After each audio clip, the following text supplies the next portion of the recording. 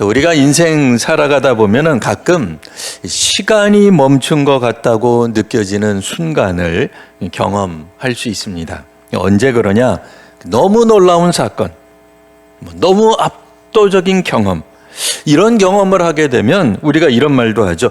숨 쉬는 것조차 잊었었다. 그러니까 숨 쉬는 것도 잊을 만큼 압도되는 그런 경험이 있습니다. 그럴 때 심리학에서 이런 기억을 섬광기억이라고 부릅니다. 예전에 그 사진관 가서 우리 증명사진 찍을 때 사진사가 이야기합니다. 여기 보세요. 자, 여기 보세요. 하나, 둘 하면은 그 다음에 찰칵하면서 눈앞이 암전이 잠깐 되죠. 너무 밝은 빛이 우리 그냥 콱 들어와가지고 깜짝 놀라면서 그 섬광, 그러니까 그때처럼 각인이 되는, 사실 그렇게 섬광처럼 비춰져야 제대로 된 사진이 나오죠. 우리 사진이 나오는데 우리가 인생 살면서 그런 비슷한 경험, 기억을 하게 되는 게 섬광기억이라는 표현이 있어요. 뭐 이를테면 국가적 재난, 이거는 뭐 TV만 틀면 계속 그거 나오는 거예요. 한 달, 두 달, 세 달 계속 어떤 게 나와요. 같은 주제. 그러면 우리 뇌 속에 기억되지 않을래야 않을 수가 없어요. 그냥 뭐 명확하게 그냥 뭐 기억이 돼버려요. 뭐 대표적인 것, 뭐 시대마다 세대마다 다르겠습니다만, 뭐 저보다 훨씬 연배 많으신 분들은 뭐 6.25. 이거 엄청난 기억이죠. 저보다 조금 더 젊은 세대, 물 저를 포함해서 뭐 세월호. 이건 우리가 직접 경험한 거 아니지만 연일 TV에서 몇 년째 이야기하기 때문에 마치 우리가 그 자리에 있었던 것처럼, 심지어는 거기 가 있지도 않았는데 PTSD도 겪어요. 네. 상처를 본인이 겪을 만큼 섬광 기억이 남는 거예요. 개인이 감당하기 힘든 어떤 충격적 사건을 경험하게 될 때에, 그때에 이 뇌가 마치 이 플래시 확 터뜨리듯이 그 순간을 고해상도로 저장하는 거예요. 그래서 뭐 냄새가 됐던, 온도가 됐던, 그때 당시 등장했던 사람들의 어떤 얼굴 표정 같은 것도 다 기억이 남아요. 그래서 그림으로 그려라 그래도 그릴 수 있어요. 몇 번을 얘기하라 그래도 100번을 얘기해도 틀림없이 똑같이 표현할 수 있어요. 네. 그러니까 거짓말하는 사람은 증언하라 그러면 처음에 증언했다가 한 두 번째 증언하고 세 번째 증언하면 말이 살살 바뀌어요. 왜냐면 그거는 진실이 아니기 때문에 그래요. 우리가 남의 말 전할 때도 그래요. 남의 말을 전하는 우리는 녹음기가 아니기 때문에 남의 말 전할 때 보면은 살짝 뭐가 바뀌어요. 이건 좀 아닌 것 싶은데 그럼 자기가 알아서 빼요. 그리고 요거보다는 요렇게 해야 조금 더 극적일 것 같은데 그럼 하나를 더 집어넣어. 예. 밤이라고 처음에는 얘기했는데 이거는 밤은 아닌 것 같아. 어두웠지만 역시 새벽이 좋을 것 같으면 새벽으로 싹 바뀌어요. 뭐 그런 식으로 되는데 이거는 바뀔 게 없어요. 왜? 100번을 하든 10,000번을 하든 똑같아. 왜? 섬광 기억. 확 내 기억에 바뀌었기 때문에 이거는 몇 번을 얘기해도 똑같은 이야기가 나온단 말이에요. 자, 그러니 세월이 흘러서 우리 많은 기억은 물론 희미해질 수 있습니다. 뭐 어떤 분들은 5살 이전에 경험도 기억하는 놀라운 분들이 있긴 있더라고요. 네, 하지만 대부분 우리들은 기억을 잊어요. 망각하게 돼 있어요. 신앙의 여정에서도 마찬가지입니다. 우리 뭐 중요했던 순간들이 있어요. 청소년 시절에 정말 집 나오고 싶어 했던 그런 경험이 있었는데, 아니 그때 당시 전도사님 혹은 교회 학교 선생님 말을 듣고 내가 회심했던 경험, 근데 그런 것들이 아련해져요. 부도를 맞고 다른 사람에게 사기를 맞아가지고 내 진짜 이 세상 정말 악한 세상 뜨리라 이렇게 생각했는데, 그때 뭐 TV에서 나오던 혹은 라디오에서 나오던 나하고는 전혀 관계없던 목사님 설교를 듣고는 은혜 받아서 그 자리에서 하나님께 다시 나아갔던 경험들도 있는데, 그런 수많은 우리로 하여금 믿음의 길을 걷게 한 것도 많지만 희미해지는데 그 중에 성광기역처럼 여전히 남은 게 있어요. 오늘 본문 베드로가 그와 같은 경험을 오늘 이야기를 해주고 있는 겁니다. 베드로 후서는 베드로의 뭐라 그럴까요? 유작, 유언 뭐 이런 것이라고 우리가 생각할 수 있어요. 왜냐하면 오늘 우리가 읽지는 않았습니다만 그 앞부분 우리가 읽었던 베드로후서 1장 16절 그 윗부분 이렇게 보시면 자 14절에도 보면 이렇게 얘기를 합니다. 나도 나의 장막을 벗어날 것이 임박한 줄을 알미라. 네. 장막을 벗어난다는 게 뭐예요? 이 땅에서 거할 날이 멀지 않은 것을 베드로도 안 거예요. 어렴풋이 안 거예요. 바울도 알았듯이 베드로도 안 거예요. 바울도 어찌어찌 가다가 보면 로마에 여러 번 갔었습니다. 이번 로마 행에서는 못 돌아올 거다 생각했던 것처럼 베드로도 순교 전에 그와 같은 사인을 아마 느낌을 받았던 것 같아요.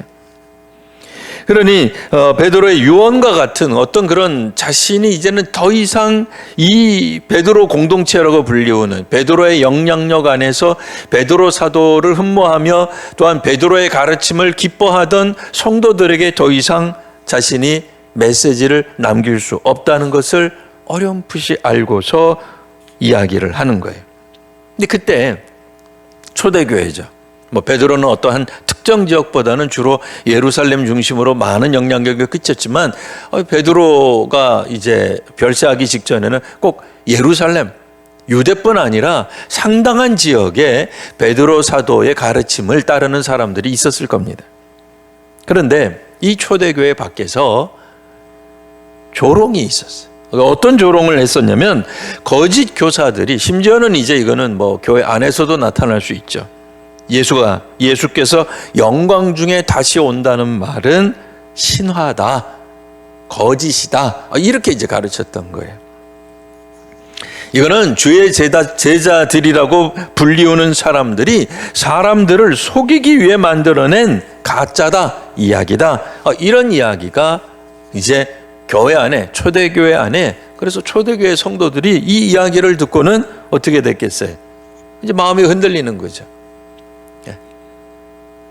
예수님 다시 안 온대. 이거는 그저 제자들이 자기네들 영향력이나 끼치고 자기네들 배부르기 위해서 만들어낸 거짓말이야 라는 말이 팽배해졌던 거죠. 이와 같은 냉소 앞에서 베드로는 무슨 논리나 철학을 사용하지 않았습니다. 그가 했던 말은 오직 하나밖에 없었죠. 뭐예요? 30여 년 전 그 자신이 변화산, 예수님 뒤따라갔던 변화산에서 자신의 영혼에 이제는 인화된 섬광 기억, 그것을 붙잡았던 겁니다. 그래서 16절에 뭐라고 이야기를 해요? 우리는 그의 크신 위엄을 친히 보았습니다. 이 베드로가 변화산을 설명할 때에 우리가 이야기하는 것 중에 하나가 뭐겠어요? 떠올려야 될 개념이 바로 시내산입니다. 시내산에서 구름이 산을 가렸어요. 여호와의 영광이 시내산 위에 머무릅니다. 영광이 머무른 것을 모세만 본 것이 아니라 당시에 있었던 히브리 공동체 최소한 60만 명 이상이 다 보았던 거예요. 기본적으로 하나님의 임재에는 하나님의 영광이 나타나게 되어 있습니다. 이 영광이라고 하는 말은 사실 이 무겁다라는 이 뜻도 포함이 되어 있습니다. 하나님의 영광은 결코 가벼운 것이 아니고 또 영광이 임하는 분위기도 가벼운 분위기가 아닙니다. 사실 먼 우주를 합친 그 무게보다도 더 무거우신 분의 존재가 바로 하나님의 영광이에요. 하나님이 임하시는 그 장면이 바로 우리가 엄숙하다, 엄위하다, 거룩하다 이렇게 이제 표현할 수 있을 것입니다. 근데 모세가 그때 그 구름 가운데로 들어가니까 정확하게는 모세가 있는 곳을 덮은 건지 모세가 그 구름을 뚫고 어떻게 표현하기는 그렇습니다만 하나님의 영광에 보다 더 가깝게 모세가 진입하게 되죠. 그때 모세는 왜 그 가운데로 올라가요? 우리 다 아시는 바와 같이 율법과 계명을 받기 위해 그 시내산 정상에서 하나님 앞에 서게 됩니다. 자, 그렇게 됐을 때 영광이라고 하는 단어를 쓰는데요. 자, 오늘 우리도 보면 17절에 지극히 큰 영광 중에서, 그러니까 이건 이스라엘 사람들이 직접 보지는 못했지만 적어도 모세 시절에 일어났던 그 영광을 떠올릴 수 있는 단어를 지금 베드로가 사용하고 있는 거예요. 자, 그러면서 뭐라고 이야기를 합니까? 베드로와 야고보, 요한 이 세 명의 제자들은 자다가 깨가지고 인류 역사상 가장 눈부신 장면, 눈이 부셔서 그냥 고개를 제대로 들 수 없는 그런 상황, 그게 이제 오늘 성경이 아니라 마태복음 17장 2절에 이렇게 표현이 되어 있어요. 그 얼굴이 해같이 빛나며.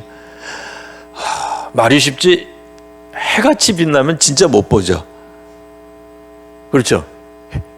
해를 볼 수 있어요, 우리가? 두 눈 뜨고 못 보죠. 근데 예수님의 얼굴이 해같이 빛났대요. 그리고 옷이 빛과 같이 휘어졌더라. 하얗게 휘어진 정도지만 그게 빛처럼 발가에 이렇게 되어 있기 때문에 사실 제대로 쳐다볼 수가 없었다, 그 얘기예요. 왜 이렇게 예수님이 변화산에서 바뀌었을까요? 그것은 예수님 안에 감추어졌던 신성의 본질이 일부, 조금이지만 바깥으로 드러난 거죠. 근데 그 상황 가운데 사람들은 사실은 볼 수가 없는 거예요. 오늘 우리도 예배를 드릴 때 이미 하나님 계신 줄 알고 성도님들이 교회 오신 줄 알아요. 그죠? 하나님 만나기 위해, 하나님 계셔서 하나님 만나기 위해 예배당에 오셨단 말이에요. 그런데 하나님이 하나님의 영광 가운데 친히 임재하심을 드러내시면, 임재하지 않는다는 얘기가 아니라 임재하심을 드러내시면 우리가 볼 수가 없어요. 아무도 그거를 볼 수가 없어요. 오죽하면 베드로는 변화산 그 즉시에 뭐라고 이야기를 했어요? 주여, 우리가 여기에 있는 것이 좋사오니 초막 셋을 만들겠습니다 라고 얘기할 정도예요. 그러니까 그러면서 자기가 무슨 말하는지 모르잖아요. 왜? 압도되니까 그래요. 압도되는 거예요. 하나님의 임재, 하나님의 현현 앞에 압도되면 그 경험이 일평생 베드로에게 영향을 끼친다, 그 얘기예요. 그때 이런 이야기가 있었습니다. 하늘에서 구름이 덮이고 음성이 들리기를, 마태복음 17장 5절입니다. 이는 내 사랑하는 아들이요 내 기뻐하는 자니 너희는 그의 말을 들으라. 너희가 주도해서 여기에 초막을 짓고 뭘 어떻게 하겠다고 하지 말고 예수께서 하시는 말씀을 들어라. 그게 제자의 길이에요. 그게 교회의 길이에요. 그게 성도의 길입니다.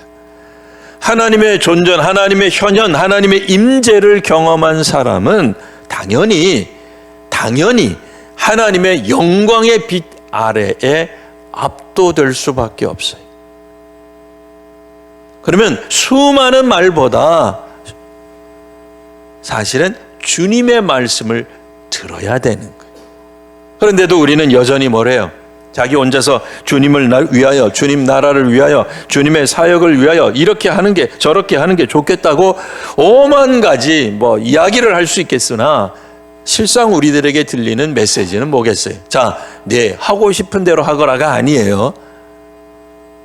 예수님의 사역을 자, 너 하고 싶은 대로 펼쳐가거라가 아니고 그의 말을 들으라가 되는 거죠.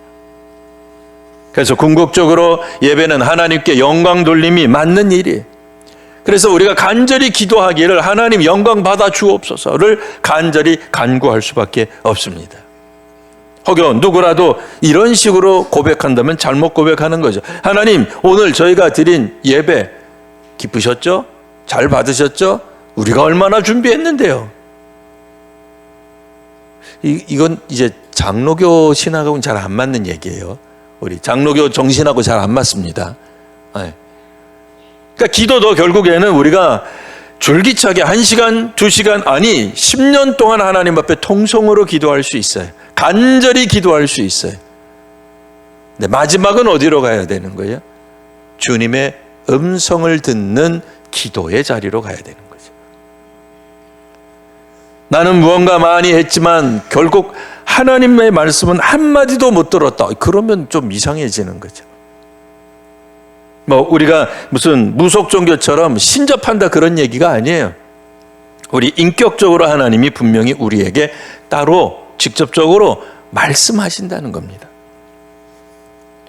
그러니 산 위의 영광은 목적지가 아니라 산 위에 있는 영광을 보여주고 그 영광 가운데 거하고 영광을 노래하고 영광을 기억하는 데 있지 않아요. 뭐에 있어요? 말씀을 듣고 순종하라는 부르심에 있는 겁니다.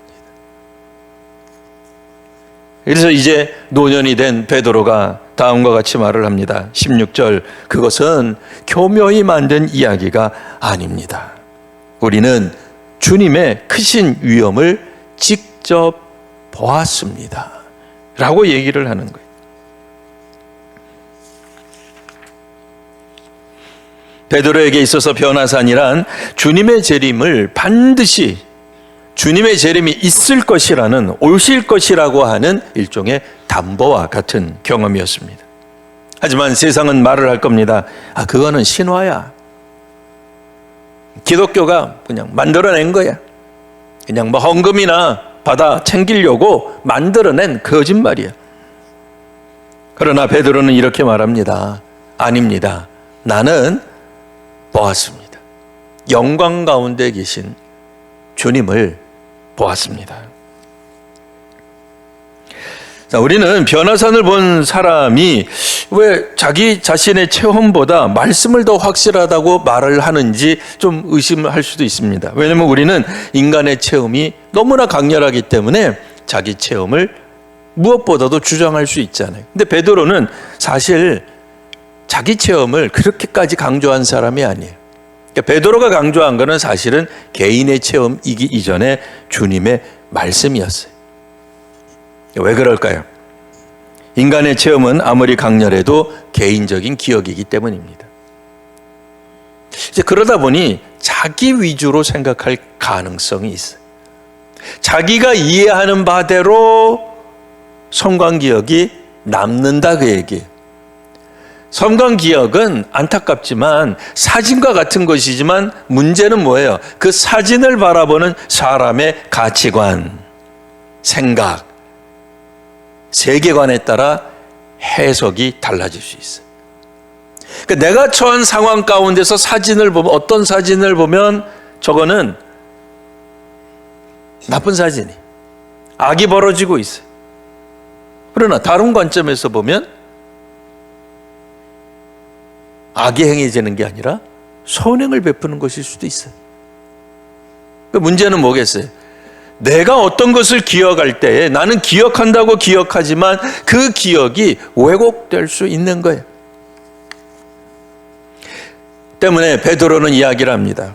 자신이 분명 예수님이 변화되는 것을 직접 보았고 확인하였으나 그는 무엇을 먼저 강조해요?